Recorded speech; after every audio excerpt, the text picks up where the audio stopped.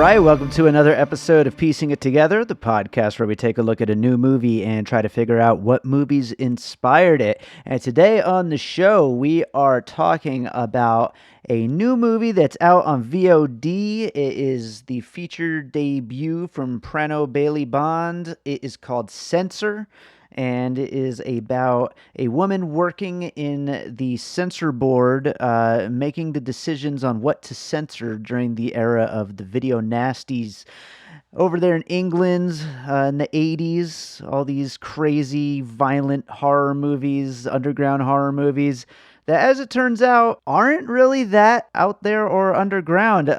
Joining me for this one is Clinton Freeman, who shines a light on some of the video nasty list, which is available out there to read up on. Although, as we all know, I don't do that much research on this show, so I watch the movies I watch. I talk about the movies I watch. That's how it goes. Maybe I'll do a quick little deep dive before I start recording if I need a few extra notes. But otherwise, if you want to sponsor the show, then I'll do a little extra research. But anyway, we're gonna get into that conversation here in a minute. We've got a lot of great puzzle pieces. Chad always brings a lot of great puzzle pieces whenever he's on the show, and it's a really good movie and something that I felt we really should talk about. So I'm glad we are talking about it. So that is coming up in a moment. I do want to remind you, as always, to make sure you're subscribed to Piecing It Together on your podcast app of choice, because we have a ton of podcasts coming your way in the coming weeks. We have so many episodes either in the can and ready to go or scheduled to be recorded. It is going to be a busy July. And yeah, make sure you're subscribed because lots of episodes are coming your way. And of course, there's lots of episodes you might not have checked out yet. So make sure to check those out. You can rate and review us on Apple Podcasts or Podchaser if you like what we're doing here on the show. If you want to leave a review and let us know what you like, what you don't like. I always love hearing feedback from the listeners, so definitely get in touch. You could also follow us on social media at Piecing Pod and join our Facebook group Popcorn and Puzzle Pieces, where we continue the conversation about all the movies we talk about here on the show. So, with that all said, let's start talking about Censor. All right, Clinton Freeman's back with us to talk about Censor. Chad, how's it going?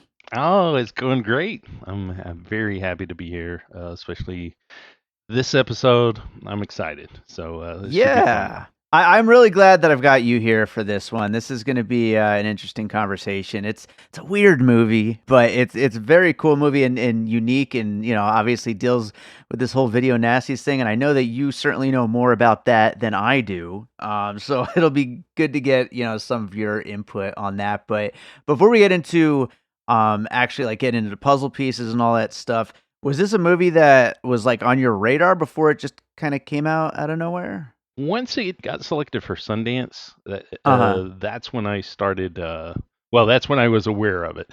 There was no trailer or anything, but I saw a photo. I read the little write-up on it. And at that point, I started following the director, Prano Bailey Bond, on Twitter, and also I sought her out on Facebook. And I've kind of been stalking her, trying to find out information of when's this movie coming, because I got to see this movie. It's one of those movies that, it's kind of great the way things are now of how quick we're getting things. I hear of this in, basically January, and here I am halfway through the year, and I've actually seen it and was actually able to buy it, the day that it was released digitally. So, in one regard, the quickness of movie availability, the way things are happening now is pretty cool, because this is a movie many years ago I would have had to probably wait a year or two to actually see. Sure. Yeah. No, now it'll come out. We'll all be talking about it for a week or two, and then there will be 40 more movies for us to talk about, and that's the way of movies right now. Yeah. But at least it's here right now, and we could talk about it and get into some things about it. So I've got some puzzle pieces. I got some notes. I think there will be a lot of different angles to talk about this one from. But why don't we start jumping into puzzle pieces, and along the way we'll be able to talk about all those other things as well. What do you got for your first puzzle piece? Okay, so I'm gonna get the big elephant in the room out of the way to start with. So Hmm. first puzzle piece, I'm just gonna say video nasties, Sure. and kind of go into that a little bit of what the video nasties are. Basically, in the 80s, when VHS first started coming about, and movies that wouldn't have been able to basically be in people's homes all of a sudden were. And there were all these horror movies that were not big budget Hollywood movies or big budget, whatever Britain's was back in the day. Mm. Um, that people were able to get their hands on it and watch. And there was a lot of hysteria going on in Britain that this was influencing everyone in a bad way. And Yeah. there was all of this crime on the rise because of it. There were basically anything and everything in society that was wrong. It was because of these videos, these horror movies mostly, that Yeah. were corrupting the minds of everyone. So they came up with basically this board that these films would go through that would censor the films and decide, hey, no, this is getting banned. Nobody can watch this. Okay, this one we can pass it. It's got to get this, this, and this trimmed off of it. And so there was actually a couple of lists of movies. The big one, you could be prosecuted. Well, they prosecuted half of these successfully. Like actually went after the films themselves and completely Right. banned Right. them. And some of them they actually passed. Some of them though that I mean, basically, if you own these or if you distributed these, you could be prosecuted. You could have jail time. There were actually 72 of those films on that list, and it's kind of ridiculous. The films, some of them that are on there, some of these movies we can kind of understand, especially looking Right. back at Right. what the time was. But Anytime there's an official list of anything, it's always weird, like who decides what gets on that list. well, It's really yeah, weird. exactly. But yeah, so what I wanted to do, because there was actually a list of 72. Those were the official video nasties. But then there was another list of lesser ones that was 82, and you could actually get like some sort of penalty for those, but it wasn't not quite as severe.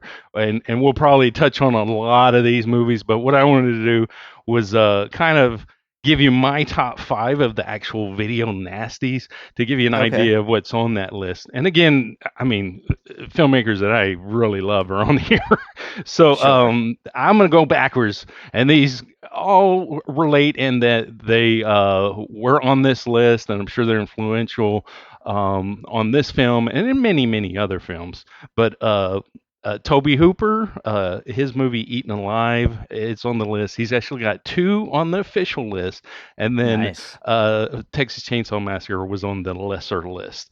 But Mm. his movie Eaten Alive, the 1976 movie, is a very stylistic film about this redneck that are hillbilly. I'm not even sure which one we can say these days, but Yeah. he owns They don't this. mind. He owns this hotel, and he has a pet crocodile, and he feeds his guests to the crocodile. It's a great movie. It was his follow up to Chainsaw Massacre. It's one of his lesser popular movies. It has a Hmm. couple of names to it, but Eaten Alive is the one that I know it as, and it's a great film. Number four is I Spit on Your Grave. Of course, that's the classic rape revenge film Hmm. that Camille Keaton stars in, 1978 film. It's also known as Day of the Woman. Number three, I've got Lucio Fulci's 1979 Zombie, which it also has a couple of different titles. But Hmm. that's a very stylistic, beautifully shot movie. To me, the most beautiful, ugly zombies that have ever been on screen. Yeah, And there's an infamous eyeball scene in it that there were a lot of that eyeball gouging, which we get a little talk of that in Censor. sure. That I think for the first time you were starting to see a lot of that in the late 70s and the early 80s. Hmm. Before I go on to the next one, but there's a great zombie versus shark scene in this movie that like no zombie movie has done anything quite as insane as that since. Number two, and favorite filmmaker of mine, Wes Craven, Last House on the Left. Of course, he's got this film on the actual official list, and then he's got Hills Have Eyes on the other list. And of course, this is his debut, 1972. It's a rape revenge film as well. Number one of my all-time favorite filmmakers as well, Herschel Gordon Lewis, his movie Blood Feast. Of Hmm. course, that's a 1963 film, and that film basically changed cinema. I mean, because it really did. It was the first film to actually put blood and the term that people always say is that seeing people die with their eyes open, as opposed Mm, to, you see the gun, you see the fall, and then they're dead. This was actually, done in more of a like pornographic kind of way of here's the blood and here's the tongue or the intestines or what have you.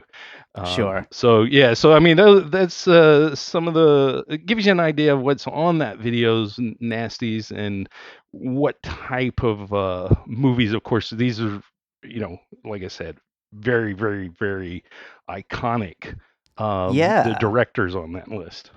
Yeah, I told you before we, got started recording that I was looking forward to, learning a little more about Video Nasties as part of this conversation because I did not, dig into that whole world growing up or now even. And I'm surprised at just how, major some of these filmmakers are. And like these are, well-known movies. I thought they would be, a little bit smaller, and I'm sure some of them are, but Yeah, smaller definitely. indie weird things Yep. that most people don't know about. But yeah, these are some of these are major films that everybody knows about, and it's crazy that these would be on that list. Right.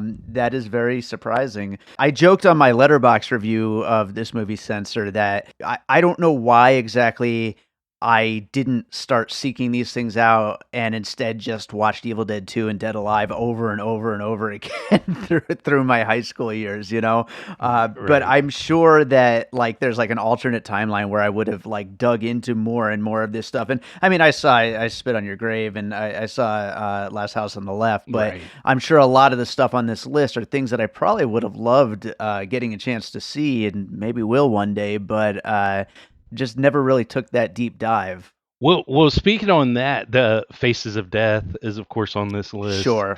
Yep. and Cannibal Holocaust is on Mhm. this list. Those two are very in line with Censor, where they do the blurring of reality and fiction. Both of Mhm. those are kind of the precursors for found footage in a way. Sure. But yeah, I mean, Faces of Death is the big one. When I was a kid, I believe I was in fourth grade. I remember hearing about this on the bus. And that was kind of how you learned about movies as a kid, anyway, back then, was, some other kid who got his dad's copy of whatever and watched it. And oh man, you Sure. got to see this.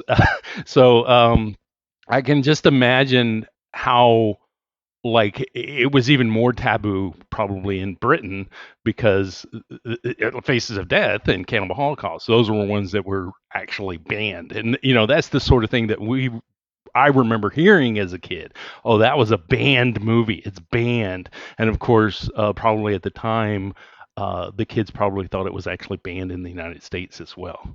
Sure. Sure. Yeah. Yeah. There's like a whole mystique and mystery, and nobody really had the information back then, so it's like Right, hard right. hard to know what exactly was what. But yeah, that's awesome. I'm glad to know a little more about that world. And I don't know who listening to this podcast, maybe hasn't had that deep dive into the world of video nasties, but maybe has checked out this film just because it's got some buzz behind it. So maybe they will start seeking out more of those movies. I'm going to jump on to my first puzzle piece here, and some of mine are a little kind of jokey. Maybe it's the subject matter at hand, but I'm going to start off with South Park Bigger, Longer, and Uncut.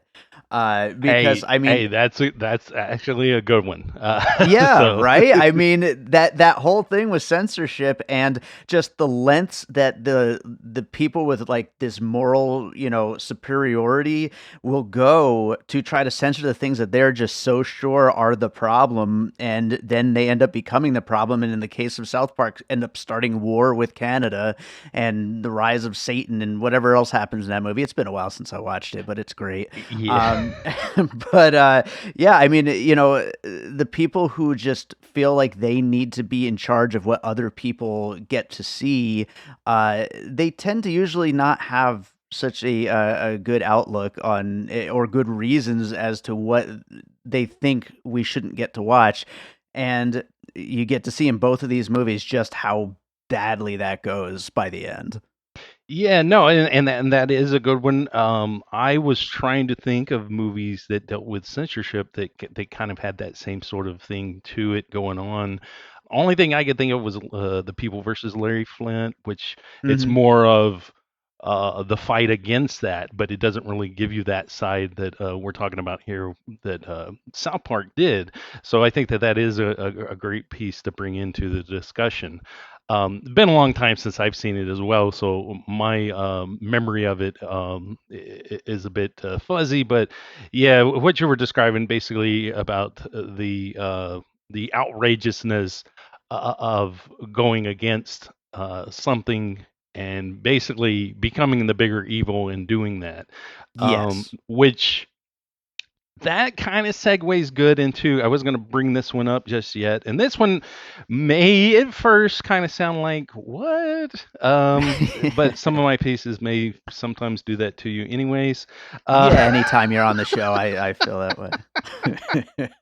so actually Training Day, okay, so Training Okay. Day, because I was trying to think about movies about hypocrisy, movies about, like you're saying, about becoming a bigger evil than what you're actually trying to stop. In Mhm. Training Day, it plays in because, and there's been other movies before it that use the same kind of thinking, specifically with drugs. But with Training Day, it's about if you want to catch a wolf, you got to become the wolf, and you know this is somebody that's supposed to be safeguarding the public, and they become the monster that we need safeguarded from, Mhm. which happens in with police, it happens with the government, and here it is in Censor.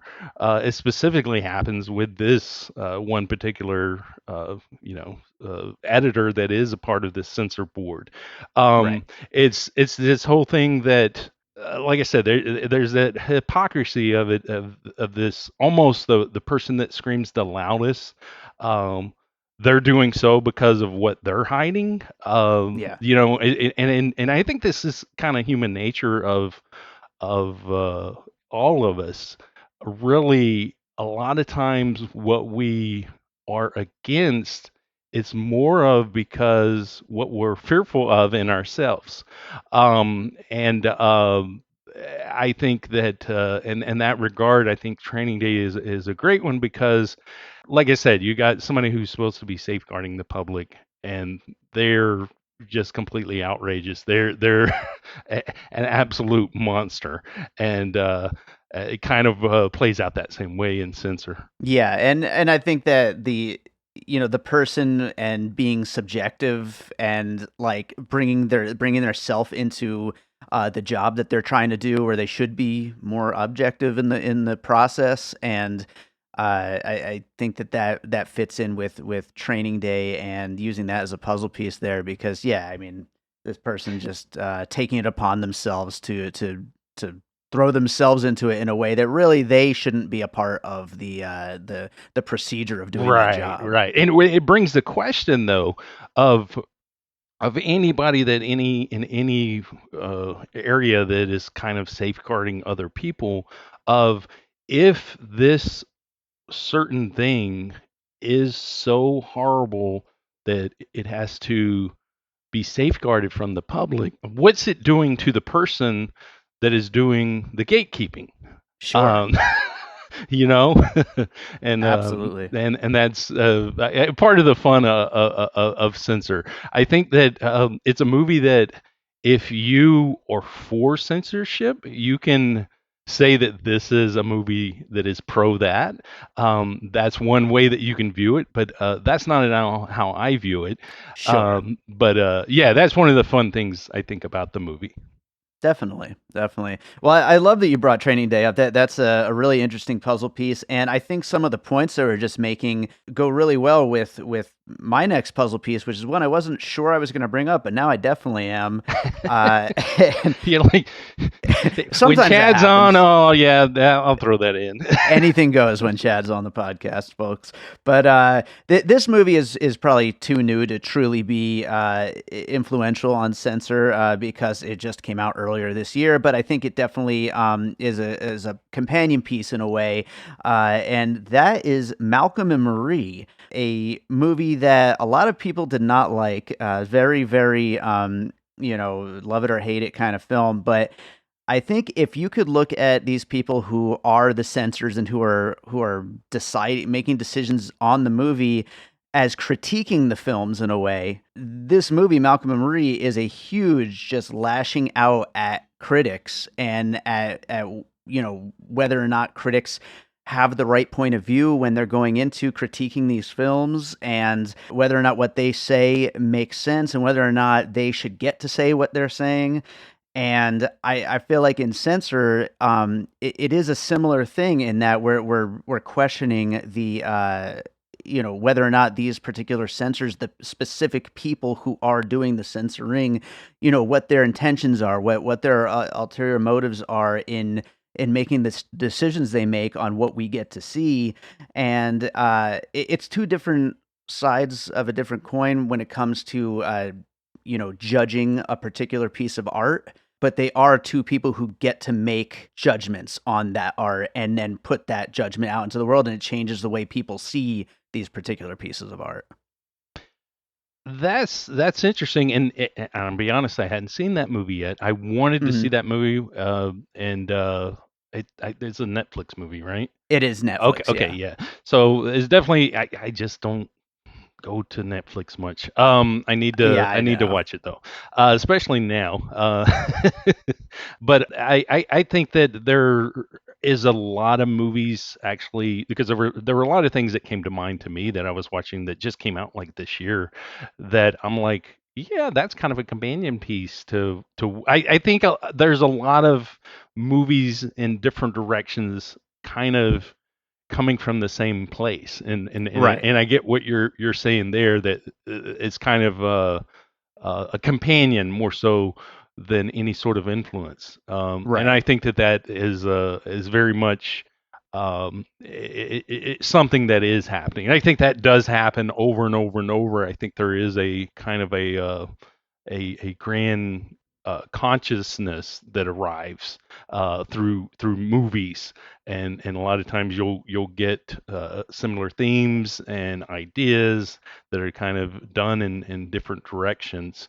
And again, at the same time, though, that might just be us as individuals putting those ideas on it, Sure, and yeah. interpreting it that way. And that's one of the great things also, I think, that's neat about this movie, is that this really is about consumption of art in many Yeah. ways. And and I forget the actress's name. She's absolutely fantastic in this film. Niamh Algar. I'm not sure if I'm Uh, pronouncing it right, that's but better than yeah. I would say. Uh, Yeah. which she was in Guy Ritchie's most recent movie, which I still have yet to see, but I have it Mm, pre-ordered on Blu-ray coming. Um, nice. but yeah, so I mean, it's very much about art consumption, which I think is something that I've taken a very strong interest to lately. And what's funny is that when I saw this movie, a movie that came to mind to me that was about uh, basically art consumption. Was one that y'all just recently covered on Awesome Movie Year, and that's Blow Yes. Up. Uh, Yes. the 1966 classic Blow Up. And I'm not even going to say the director's name. You're welcome to. Antonioni, I could say his last, There we that's go. Okay, so to me, that's very much a movie about basically looking at art and seeing something and grabbing onto it, and because you see that, you then start to see further things. It's like you go down the rabbit hole, and once you buy into that is the truth that you're seeing, you go further and further into that truth. And Mhm. sometimes we get blinded by that, and that's very much why, I mean, we have these polarizing views a lot of times about filmmakers, about films, and there's become these, you know, negative, toxic fandoms in a way, because I think it's holding on to the personal viewpoint that you're seeing, and feeling that it's the only way and it is the truth. I think this is something with Twitter and social media in general. This is becoming something more and more expressed, the Yes. tribalness of it.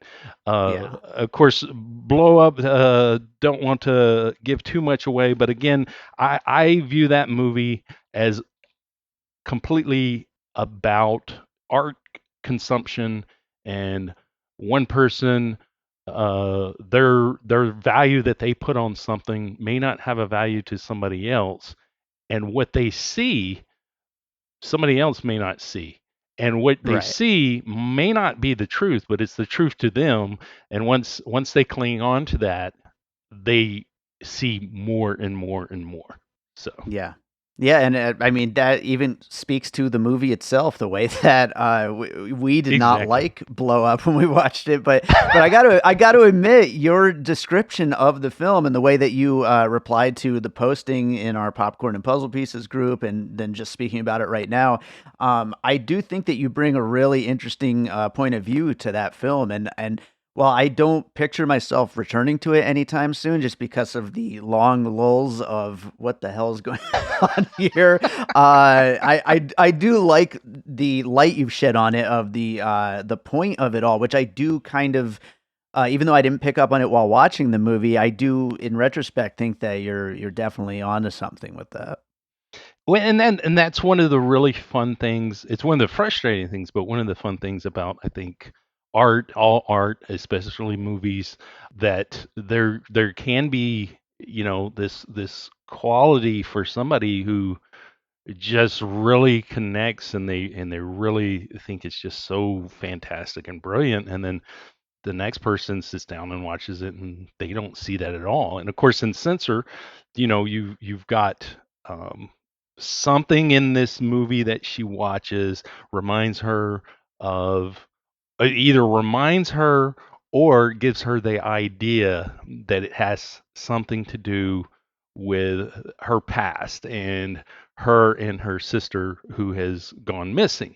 And then, of Mm, course, once she clings on to that and she goes further into this filmmaker's um, catalog, she then clings on to an actress who she thinks is her sister. So yeah. again, it's that whole thing of, you buy into the truth, and then you go down that rabbit hole, and it's like you're all in. You either keep going all in, and then more and more things kind of click, or they don't, Yeah. and yeah, I mean, that's very much how we watch movies, how we how we I get fandoms. It really explains Yeah, fandoms. I mean, absolutely. yeah. Yeah. And conspiracy theories. But that's another story for Exactly. another Yes. podcast. Yes.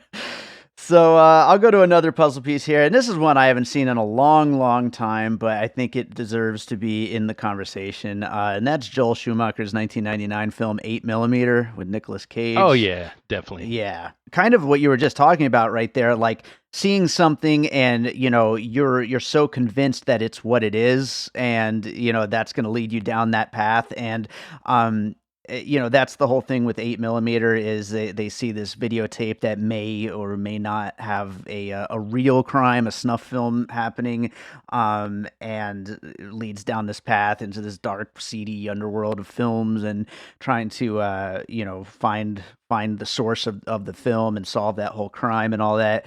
And the thing with 8 and again, I haven't seen it in a long time, and I love Nicolas Cage. We all know that, but I feel like for any movie that deals with watching a movie within the movie, it's really important for that performance to feel real of the reaction that the person is getting from what they're watching. And I just remember Nicolas Cage just seeming not real in the reaction of like watching that could be snuff film. It just seemed so forced, kind of. Whereas the performance here, from again Niamh Algar, if I'm saying that right, I mean she's fantastic in this, and you could just see what it's doing to her watching these films, and just how it's just breaking her down, and how difficult it is to be subjected to them. Yeah, no, definitely. When I rewatched it last night, and in doing so, um, what I noticed with her performance is that she really physically, you can tell that she's literally has the world on her shoulders. Hmm. Yeah, in her own perspective, as far as her sister and what happened there, as far as protecting the public. She really just is carrying the world on her shoulders, and she is like sore from it. You can see her constantly like moving her shoulders and her arms, Yeah, and she's yeah. just kind of like, yeah, especially the scene when she watches the movie Don't Go Into the Church or whatever, Don't Go in the Church. Hmm. And we don't really see a lot of what goes on screen, but just her personal like reaction to it. And then of course she, it makes her vomit. It's very, very powerful the way that that performance is played out. And like you said, yes, it's very realistic as opposed to, you know, Nick Cage being Nick Cage reacting to a movie.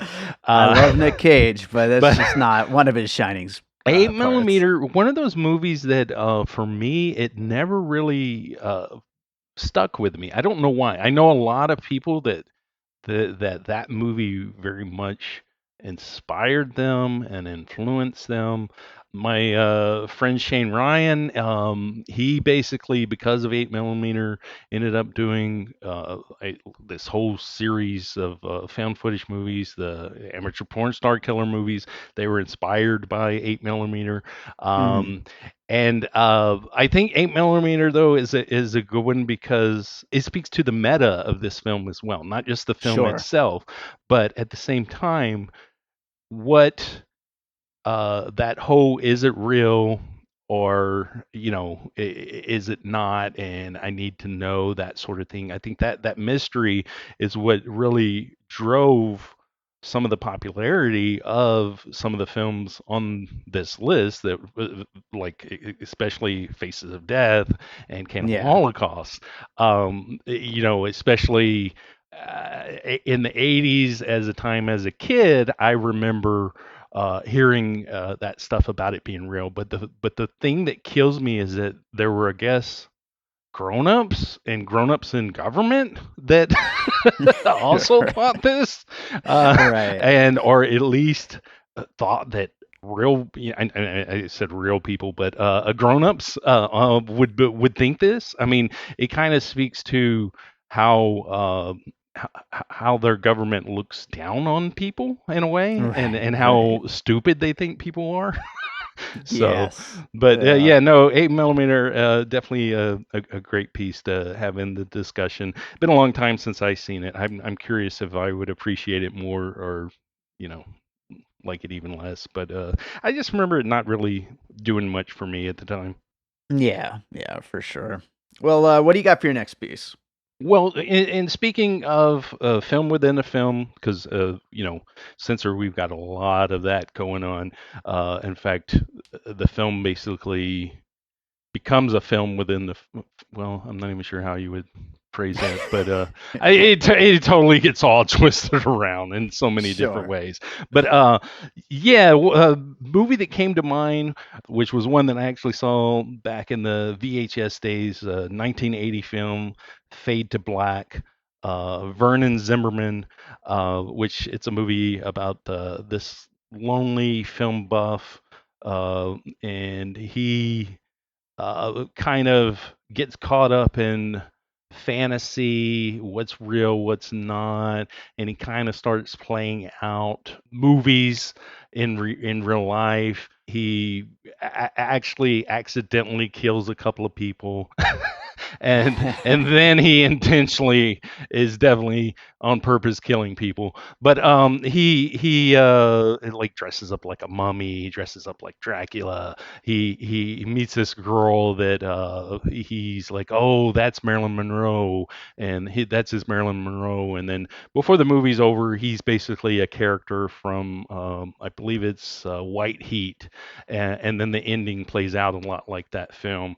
It's a fun movie. It's more, I think, preachy, and I think in a way it kind of takes the stance of movies can be bad. Of course, again, this is somebody that has questionable mental stability, Sure. who has a background of probably mental illness in his family, because his mother doesn't claim she's his mother. She claims she is his aunt, and I mean, there's just like weird things like that. But yeah, Fade to Black is a good one though, that has a lot of movies within the movie and a blurring of reality and fiction, a lot like this one does.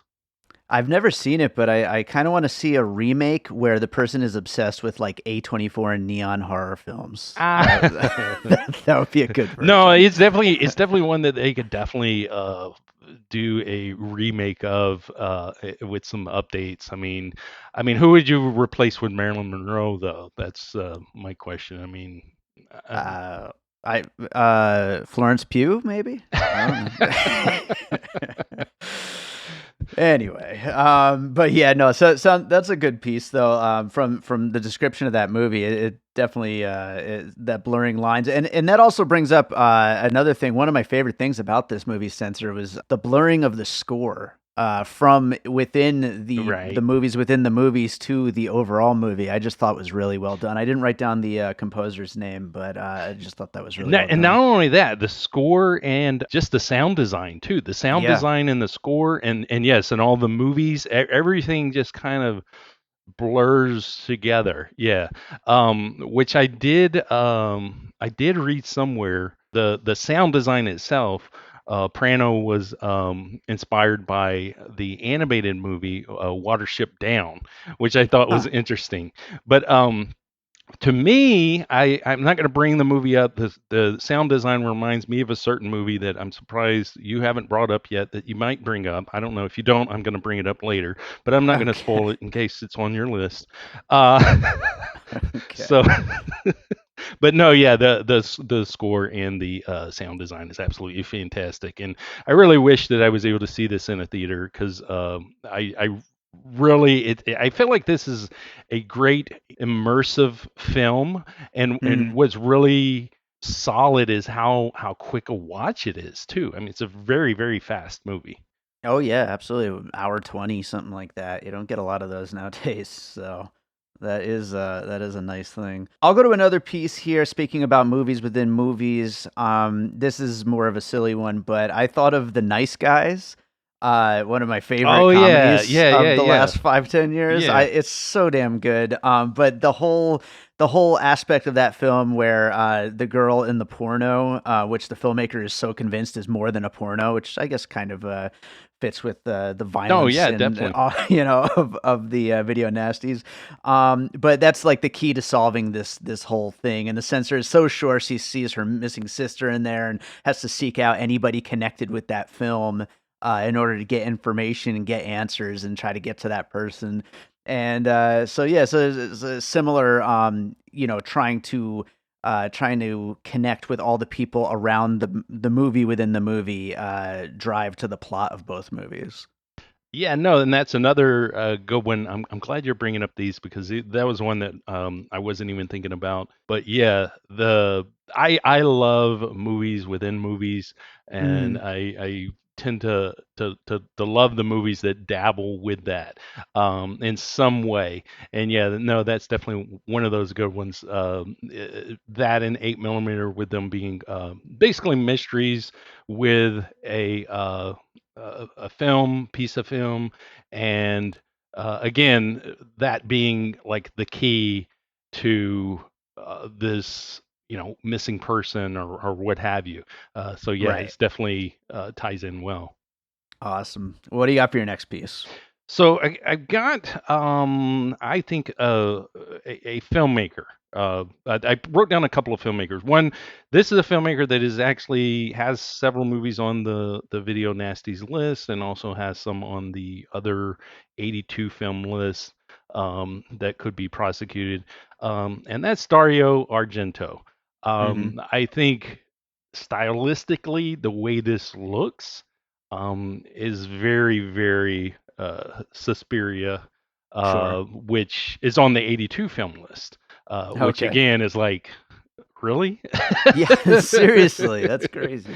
So the colors, the reds and the blues and greens, and especially in the like forest scenes and whatnot, Yeah. Yeah. so very Argento, specifically that film. Now, looking at his video nasty films, the movie Tenebra, I'm not even sure if I'm saying that right, but that is a movie about a novelist who just released a book. The book's called Tenebrae, and it's about a serial killer. And all of a sudden, he finds himself being harassed, called on the phone, and basically being, said he's sick and deprived, and they're going to get rid of all the people that are sick and deprived, and this serial killer is targeting people around him as well as prostitutes and things of that nature. And just it reminded me, one, it's a bit about consumption of art and also censorship of art, and at least in one person's viewpoint, and then Mhm. also at the same time the harassing of that person as if they are part of the decline of society, which Right. is what uh, our main character deals with here as well. But yeah, that's a 1982 film. It's on the Video Nasty list. Also, in addition with Argento, I mean, I feel like that he deals a lot in several of his movies about trauma, about repressing memories, and those kind of resurfacing and becoming a bigger issue later. He's got the movie Trauma, 1992 film, which is I believe that's one that his daughter stars in, and then another film that his I know definitely that Asia stars in. Uh, the Stedel syndrome, and I know I'm saying that one wrong. This '96 movie, that is one more with, if I remember right, it has some of the repression in it, but it also has to do with art consumption. She has basically a physical reaction in a negative way to Mm. certain pieces of art, or paintings specifically. So Okay. Yeah, I mean, Dario Argento, I mean, definitely, I think a big influence on a lot of things that we're talking about. And I'm wondering if earlier you mentioned a puzzle piece that you thought maybe I'd end up bringing up. Was it It Follows? No, no, no, Oh, no, no. okay. Because I was just thinking with the influence of all those colors and the score and the sound design and all that. So, I feel like It Follows is the one that I definitely, because here's the thing, and Censor is definitely a part of this like new art house, like appreciated horror. It's almost yeah. like underground has now become the highbrow in a way. Mm, All of these highbrow art films, especially A24's putting out, and now like everybody really is putting them out. Um, they're inspired by all of these. Like a lot of this stuff we're talking about, especially Argento, yep. and now it's like the hoity-toity, I Sure. guess hipster Yeah. Hipster. Yeah. critic. Whereas back in the day, these were no, no, no, no. Hello, video nasty they were called. Uh, so, Yeah. but no, no, I can't believe you haven't. You mentioned the sequel already, right off the bat. Uh, the movie that I'm thinking about, and it was a video nasty. Evil Dead. Really? Okay. I tried not to do it. And here's the thing, I definitely would see that with some of the video nasties that they are watching Right, on the screen, the movies right, within the movies. There was 100% right. Evil Dead type moments and camera shots Right. within those films within the film. But I didn't want to go there. But I'm glad you did. I'm very glad you Well, did. I kept holding off because I was like, I know he's gonna bring it up. I know he's gonna bring it. But no, sound design with Evil Dead, if I remember right, that was one of the things I really loved about it. Yeah, Was if I recall, I remember Sam Raimi. I think I listened to the commentary at one time. If I'm not mistaken, he illegally took like a small piece of sound from like Citizen Kane I and bet. and has looped it in one part of the film. But just like the wind blowing and things like that, that whole like Yes. really puts you into, you know, the setting. It kind of immerses you in that film. And I think sound design wise, this one reminded me of that. And yeah, definitely the way this one, the very first movie that we see within the movie, which then ties around to the movie at the end, very Evil Dead. I Oh mean, yeah, the cabin in instantly it the was like woods. Evil Dead. Yeah, absolutely. You said one thing you like about Evil Dead. You know what's something I love about Evil Dead? What's that? Everything. Ah. Evil Dead. I will say this, that I really really loved Evil Dead at one time, and then I really really loved Evil Dead 2 at one time, and maybe I need to go back and revisit them. The third one kind of yeah, but Don't want to hear it. I don't want to hear it, Chad. But yes, you do need to revisit them at some point. no, no, I definitely held off on mentioning Evil Dead because I thought I don't want to take away a piece from him. So Well, thank you for then I thank had you to for go that. ahead and do it. Uh, So I'll go to another piece here. One that is not the Evil Dead, nothing like the Evil Dead. I'm gonna go with The Assistant, Kitty yes, Green's film yes, starring yeah, Julia Garner from last year. yeah, Originally 2019, I think it got delayed for a while, but very different film with very right, different things on its mind. But you're essentially seeing the behind the scenes of this like very menial job within the world of film and something that you've never really seen on right, screen before. We've never seen the assistant to a producer as the main character of a right, film. We've never seen one of the censors at the right, censor board as the right, main character of a film. And so it's a different kind of movie for sure, but right. they do deal with similar kinds of roles within the world of filmmaking. And they kind of are. They're similar in that our character here in Censor, she like really takes her job serious, and she really Yes. puts herself into that job, and she's Her like self-worth always is tied to it for sure. exactly, and Yeah. she puts up with crap. She does other people's work. Hmm. She stays late. She has to deal with, her coworkers and those that visit the office, just basically hitting on her. I mean, there's a lot of similarities in that regard too, as far as that it feels like that she's more valuable than the place she works at is. Giving her credit Yeah, giving for. her credit for it. Exactly. Yeah. Yeah. Yeah. Yeah. And they both have to deal with just, some of the worst parts of that industry. And, it's terrible. But as a woman, it's just, obviously amplified. Right. Yeah. No, Yeah. definitely. Yeah, it was one that came to mind for me too as well. And it's interesting how you said that, it's this side of film that we hadn't seen before. And then that itself makes it interesting in that way. And I love that.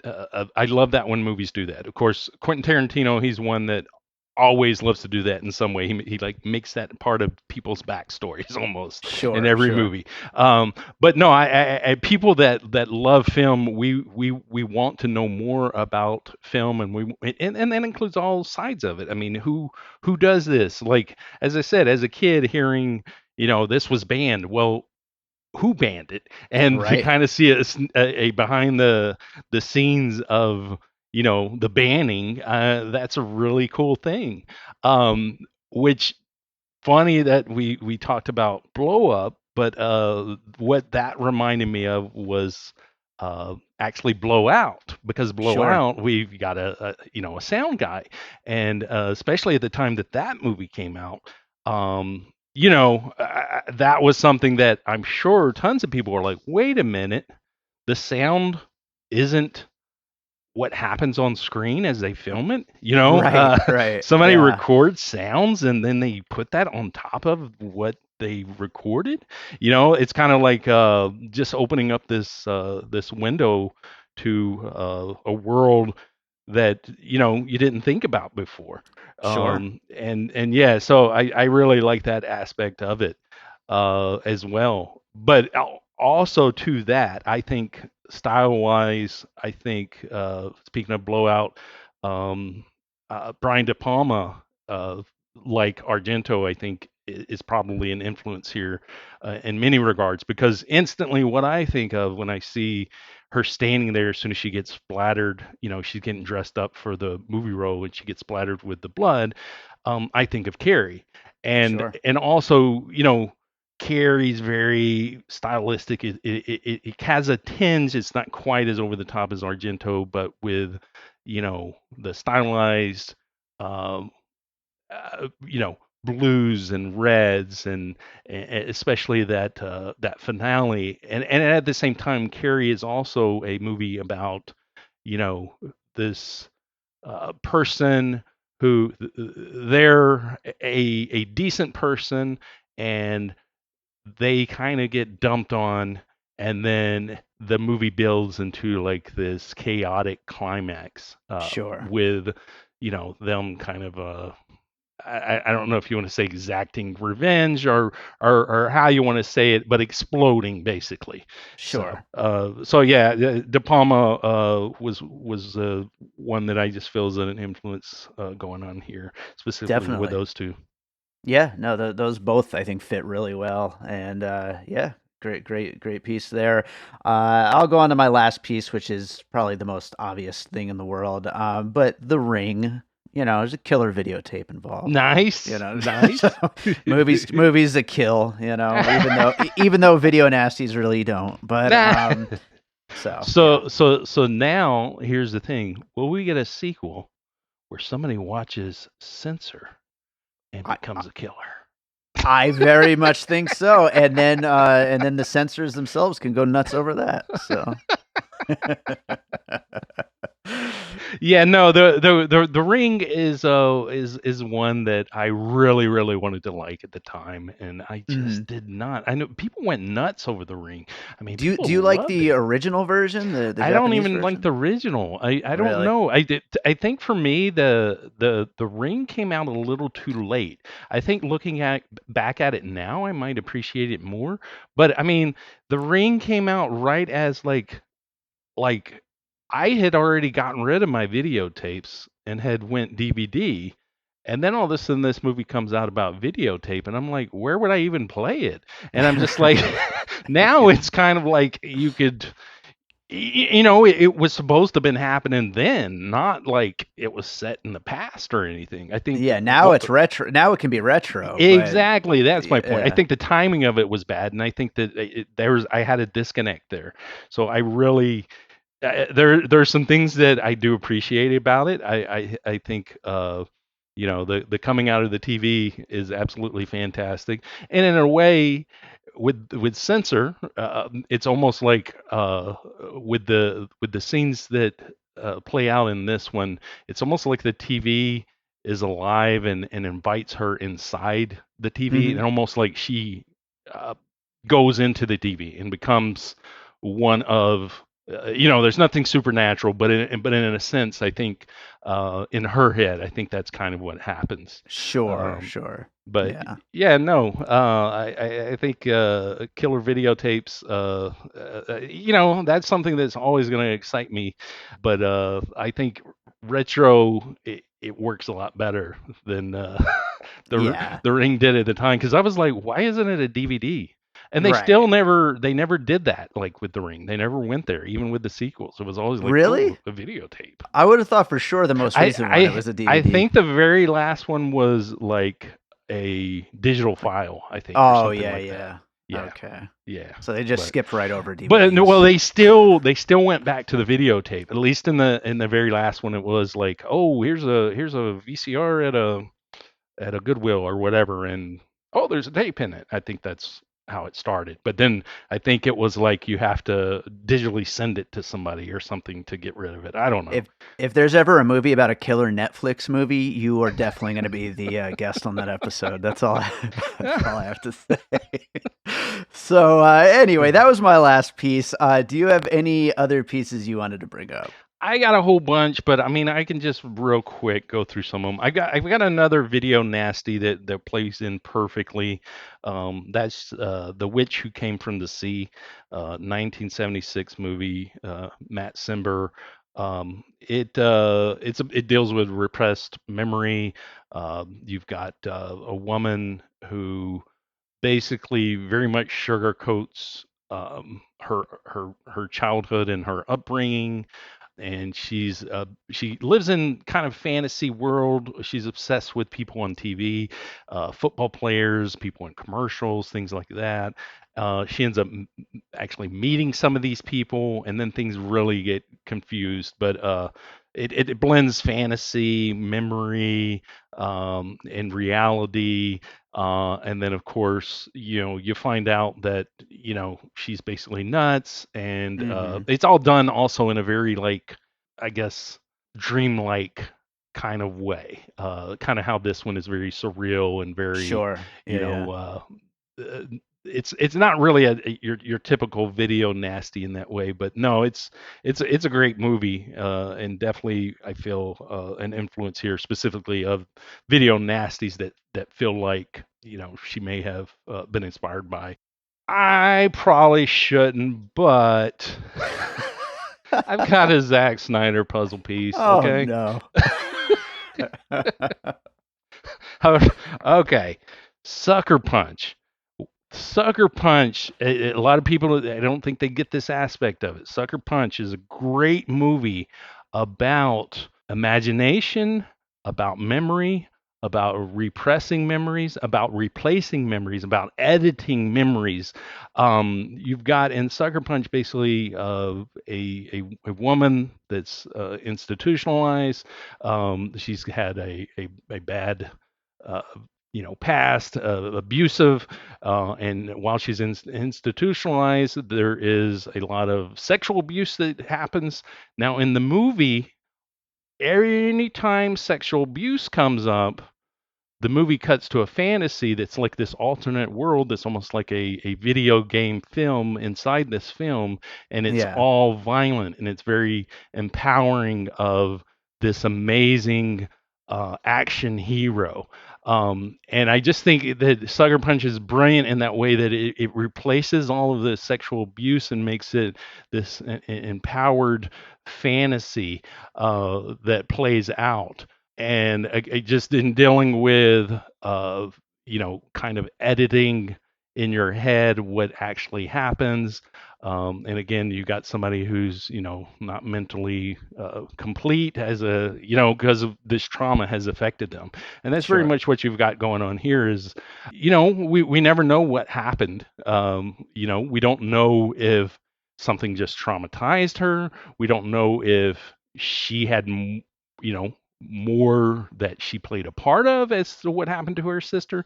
We just don't really know. There's a lot of questions, Yeah. and I love movies that get me thinking about different perspectives in that way and just questioning things.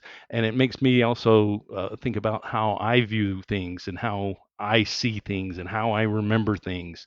Hmm. Just for me, very very fun. And I wasn't gonna bring up Zack Snyder, but I was like, I got to. When do I get to talk about Sucker Punch in this way? Like the really cool thematic side of the film that so many people they watch the movie and they're like, I don't understand. But anyway, uh, So, Prano Bailey Bond, thank you for letting Chad bring up Sucker Punch on the podcast. I mean, I've only done 3 episodes on Zack Snyder. I mean, I might as well make this, Yes, another one. But absolutely. I was also thinking about moral panic movies because I love movies where there's some sort of like panic of, and we go through these in various stages. Right now, those panics kind of come and go really really fast. Cuties was an example, but Sure. but great moral panics, like this the video nasties.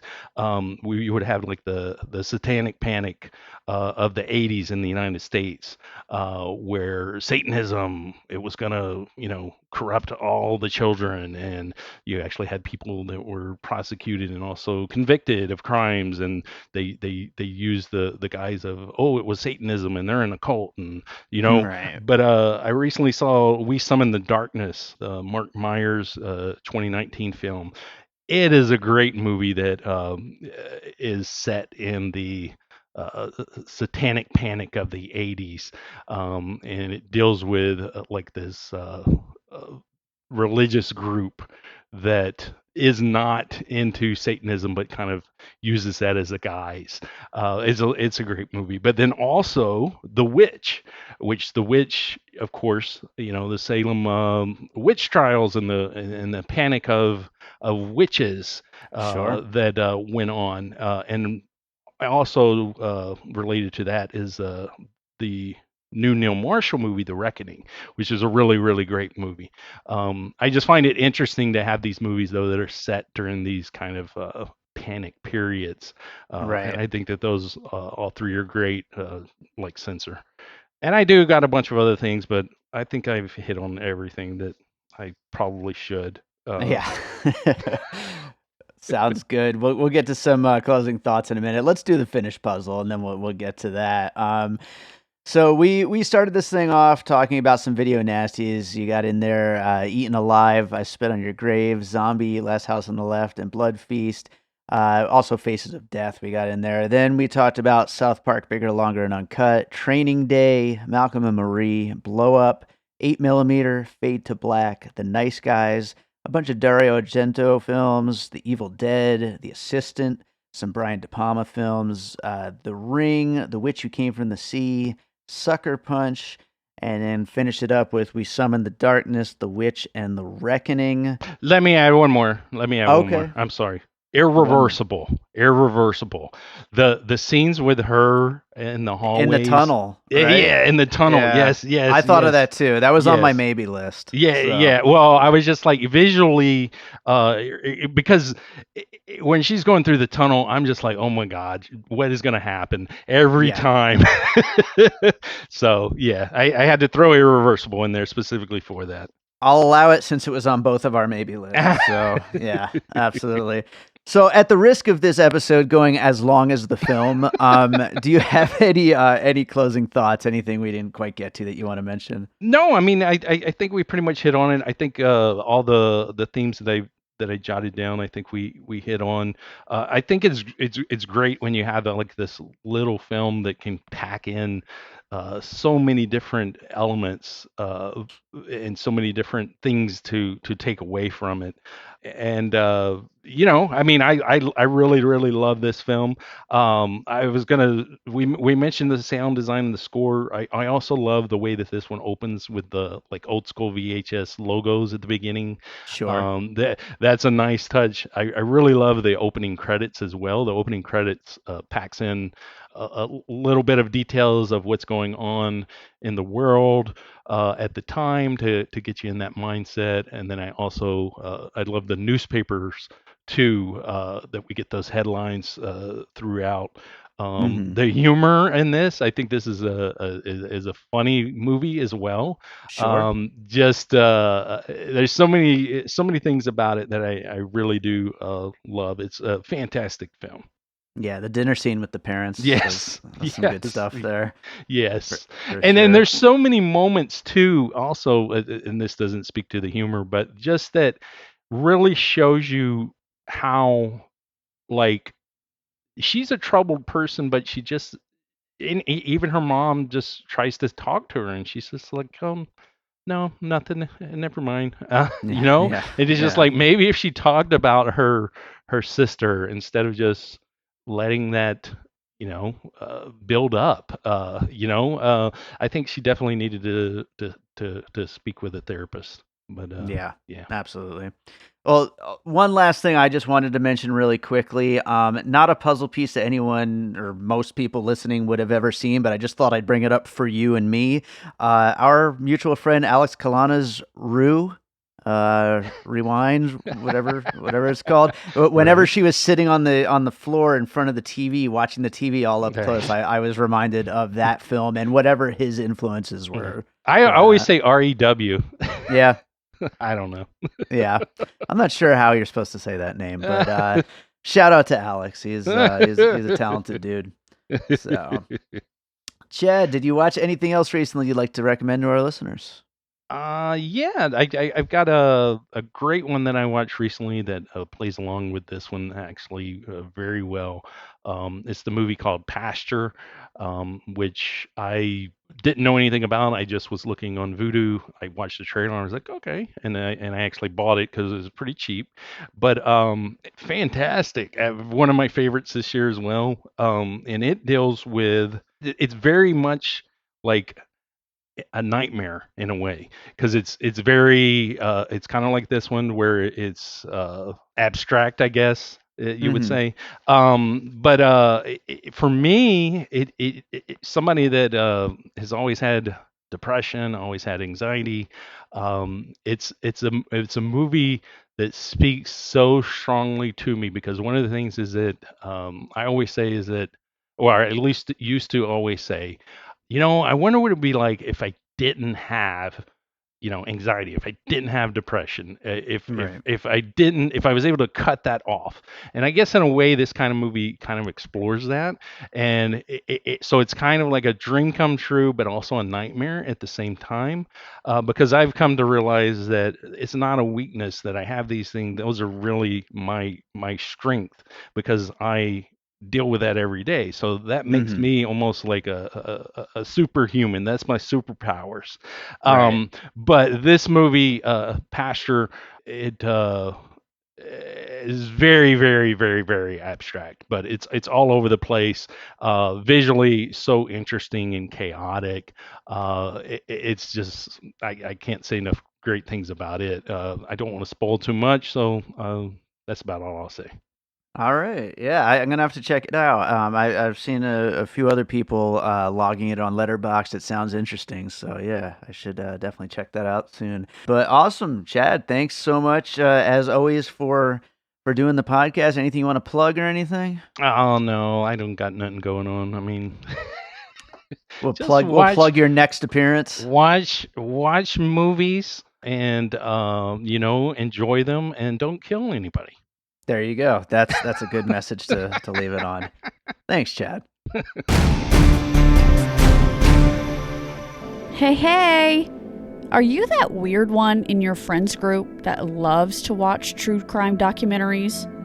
Have you ever wanted to learn more about the lesser known crimes? And are you fascinated with ghost stories? I'm Hannah, the creator, editor, and host of Murder Bucket, a podcast that talks about, get this, murders, paranormal activity, abductions, kidnappings, and weird stuff. Join me every Tuesday wherever you listen to podcasts to get the inside scoop on some of the most interesting topics in the true crime world. I am also very active on social media. You can find me on Instagram at MurdBucket, Facebook at BucketMurd, and Twitter at The Murder Bucket. All right, so I hope you enjoyed that conversation with Chad Clinton Freeman about Censor. Thank you, Chad, for bringing this movie to my attention. Ever since you mentioned it, I just keep seeing so many people talk about it, and I think that's because it's a movie worth talking about. So I'm glad we got to do this episode. And if you haven't seen this movie and you just listened to us spoil the whole thing, you should still go watch it. It's on VOD right now. Go check it out. So that does it for today's episode. Please make sure you're subscribed to Piecing It Together wherever it is you listen to podcasts. Also, if you like what we do here on the show, make sure to share the show with your friends. Share it in your Facebook groups, on your Twitter feeds, on your Reddits, on your all those kinds of places. Just share, share, share. Let's get more people listening. Let's get more people subscribing. The numbers just keep going up, and I am so grateful that we have so many people listening to this podcast that I put together. But the more people that listen, I'm going to put more and more effort and work and time and make more episodes and more content. And I have all these ideas for like bonus episodes and stuff like that to do. We do our Breaking It Aparts and our Missing Pieces episodes, but I have other things too that I'd like to add into the whole overall Piecing It Together formula. And the more people we get subscribing, the more I'm going to start making some of that stuff happen. So share the show, rate and review us on Apple Podcasts or Podchaser. Sign up for our Patreon, the Produced by David Rosen Patreon, where we post bonus content from this podcast, from Awesome Movie Year, and from my music career. So lots of great content over there on Patreon if you want to support us that way. But just sharing the show is just the ultimate best thing. It really helps make sure that new people get to find out about this podcast. So thank you all so much for listening. Let's close this thing out with a piece of music like I always do. And I gave a little shout out to a mutual friend of Chad and mine, Alex Kalana. He's a filmmaker here in Las Vegas. He had his films play at Chad's old Pollygrind Film Festival. And I worked with Alex on a couple projects here and there over the years. I haven't talked to him in a while. I should get in touch with him. But I'm going to play a piece of music I made for a little short film of his. It's called Roach, and it's just this weird, creepy, dark video of basically a roach being eaten by ants. It's absolutely disgusting, but very cool looking. And I made this music to go along with it. And I am planning, one of the many projects I have slowly but surely in the works is an album of music from films that I've worked on that the music hasn't been released in any way other than within these films. And I'm going to put together a compilation of some of that music, and this will be on it. So it will eventually at some point be available on iTunes and Spotify and all that stuff. But for now, you can hear it right here. So check it out. It's called Roach. We'll be back with more Piecing It Together coming up real soon.